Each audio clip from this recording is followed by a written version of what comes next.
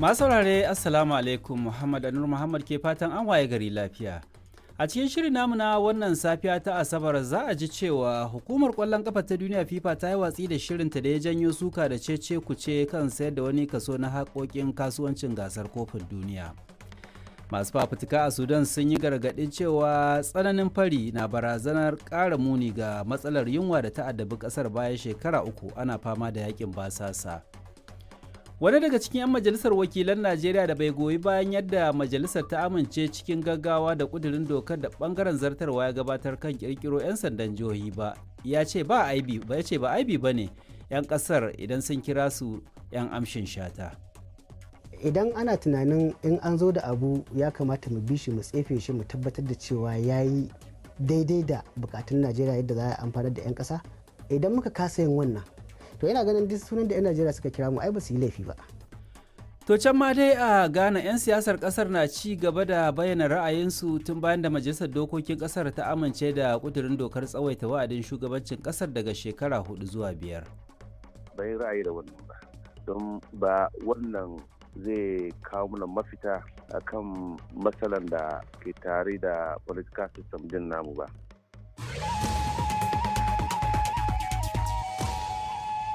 To za a ji rahotanni da kuma filin gane mana hanya a shirin wanda ni Muhammad Anur Muhammad zan gabatar. Bari mu fara da labaran duniya tukuna.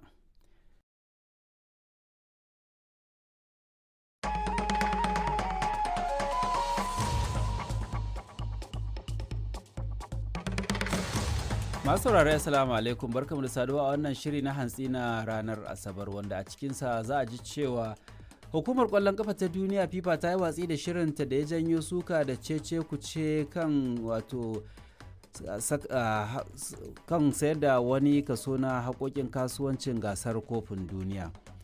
Ana ci gaba da aikin neman masu hawa dogayen duwatsu da dusar da hadarin rufta dusar kankara ya ritsa da su a tsauni mafi tsawo na duniya na 12 da ke Pakistan. A Najeriya al'ummomin wasu ƙauyuka a jihar Sokoto na zaman zulumi da fargaba bayan da barayin daji suka afka musu. Barayin da suka fito daga daji suka shiga mai kujera daren Alhamis da dare suka iske inda mutane ke zama na cikin mai kujera suka halin mutum uku suka kashe mutum guda har lafiya suka je wani ƙauye na wannan lokacin gaman gudun boyo suka ɗauki mutane. Har wa yau a Najeriya dai wata kungiyar matasa na nuna fargaba kan hukumar zaben kasar saboda kin amincewa da umarnin kotu kan shugabancin jam'iyyar SDP. Wannan abu da yake faruwa dangane da jam'iyyar SDP muna ganin shi a matsayin abu ne wanda idan aka tafi a haka to ba ma tunanin zaɓe da za a yi na 2027 a samu adalci.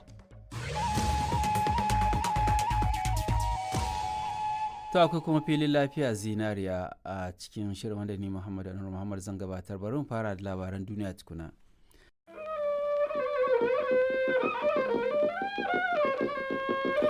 Sashen Hausa na BBC ke magana akan mita 16 da 19 da 25 da kuma a tashoshin FM a wasu kasashen Afirka har ma da shafinmu na intanet wato bbchausa.com. Masu sauraro Assalamu alaikum, Raliya Zubairu ce ke fatan kun wuni lafiya a cikin shirinmu na karfe 8:30 agogon Najeriya da Nijar wato 7:30 kenan agogon GMT da Ghana. To a cikin shirin za ku ji cewa shugaban hukumar kwallon kafa ta duniya na ci gaba da fuskantar matsin lamba daga hukumomin kwallon kafa na wasu kasashen duniya. Tarayyar Turai ta kira wani taron gaggawa domin tattauna matsalar ƙaura a Siyota ta ƙasar Spaniya. Shin ko menene illar barin famfas na tsawon lokaci a jikin jarirai?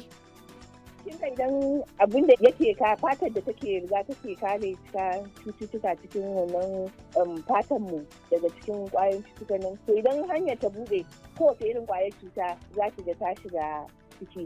Idan kuma ta shiga ciki idan ba a yi abin da ya kamata ba za ki ga daga fatan kuma sai ki ga za ta iya shiga a cikin jini.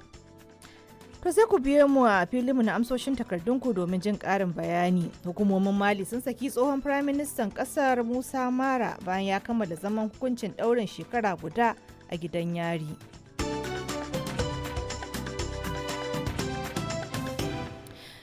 wasu daga cikin rahotannin da za mu kawo muku kenan a cikin shirin, amma bari na fara da labaran duniya. DW shirye-shiryen sashin Hausa.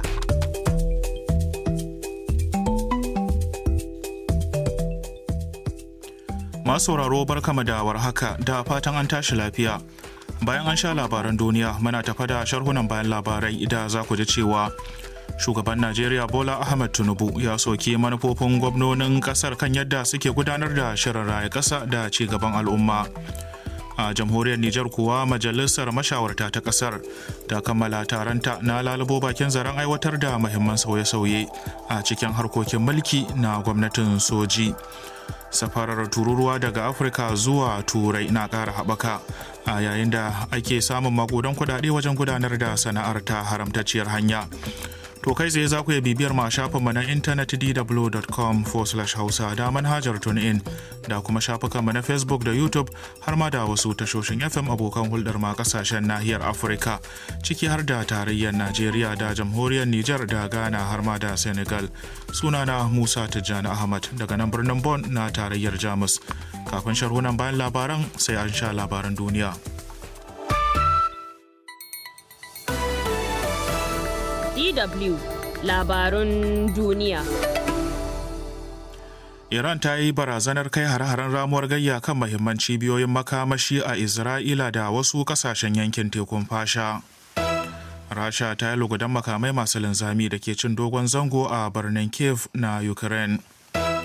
FIFA ta yi amai ta lashe kan shirinta na sayar da hannun jarin hukumar. DW shirye-shiryen sashin Hausa. Masu sauraro barkama da warhaka da fatan kuna cikin koshin lafiya. Bayan an sha labaran duniya muna tafa da ƙayatattun shirye-shirye ciki har da ciniki da masana'antu da hada-hadar kasuwannin duniya. Shirin ku shiga kulab da amsoshin takardunku har ma da wasikunku masu sauraro. To kai tsaye za ku iya bibiyar ma shafinmu na intanet dw.com/hausa da manhajar TuneIn da kuma shafukanmu na Facebook da YouTube har ma da wasu tashoshin FM abokan hulɗar ma a ƙasashen nahiyar Afirka ciki har da tarayyar Najeriya da jamhuriyar Nijar da Ghana har ma da Senegal. Sunana Musa Tijjani Ahmad daga nan birnin Bonn na tarayyar Jamus. Kafin jerin shirye-shiryen da muka tanadar muku sai an sha labaran duniya.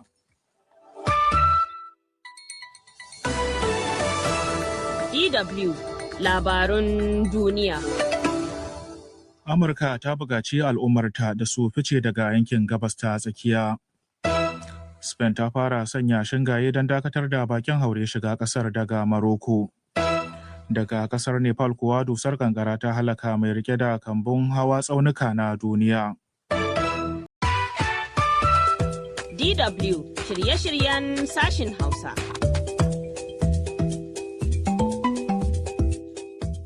Jama'a masu sauraro Assalamu alaikum wa rahmatullahi wa barakatuhu, barkanmu da kasancewa tare a shirinmu na yamma zango na uku kuma na ƙarshe ne da shirye-shiryen sashen Hausa na DW da ke birnin Bonn a tarayyar Jamus.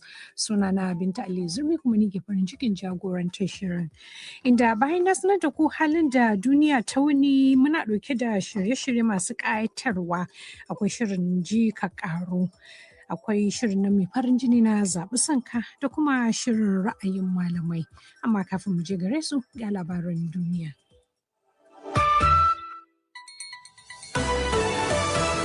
DW labarun duniya. Spain ta tayar da katanga mai tsawo a tsakaninta da ƙasar Morocco. Sabbin hare-haren Isra'ila a Lebanon da Gaza sun hallaka gwamman mutane. Cutar Ebola na ƙara ta'azzara a ƙasar Congo.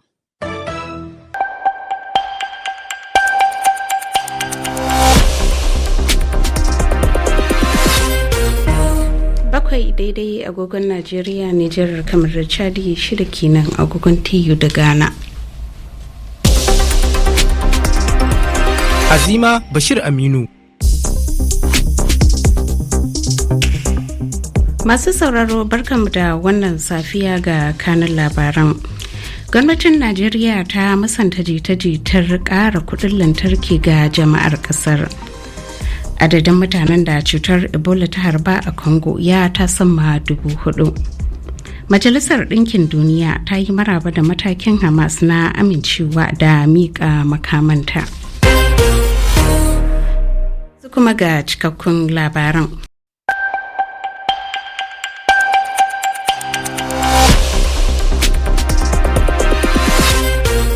Takwas daidai agogon Najeriya, Nijar, kamar da Chadi, bakwai kenan agogon TU da Ghana. Sashen Hausa na Radio France International ake saurare kan mitoci 22 da 25.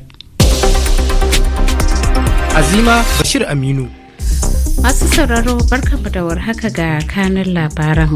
Gwamnatin Najeriya ta ce ba ta da shirin ƙara kuɗin lantarki a yanzu. Adadin mutanen da cutar Ebola ta harba a jamhuriyar demokuraɗiyyar Congo ya ta sama 4,000. Wani sabon harin Rasha a Ukraine ya kashe mutane tare da jikkata gwammai. To yanzu kuma ga cikakkun labaran.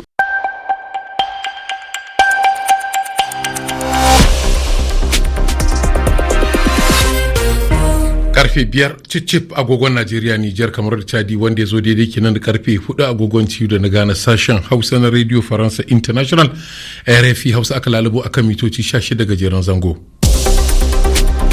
Abdullahi Isa.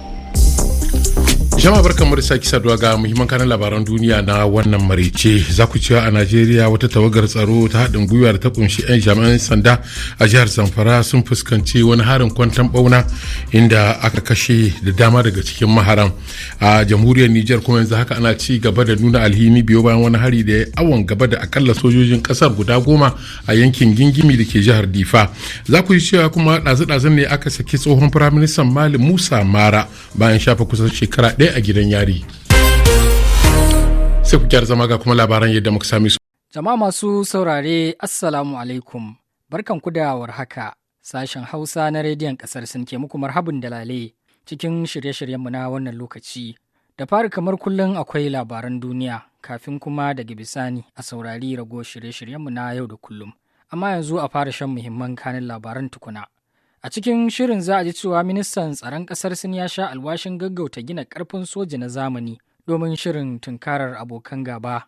Ƙasar Sin ta bayyana matuƙar adawa da matakin Amurka na yunƙurin kassar wasu kamfanonin ƙasar ta fakewa da batun ƙwadagon tilas. Za kuma a ji cewa gwamnatin tarayyar Najeriya ta ce za ta ƙara ƙarfin dakarun kula da dazuzzuka da ke ƙasar domin daƙile tasirin 'yan ta'adda. Kuna tare ne da tashar CRI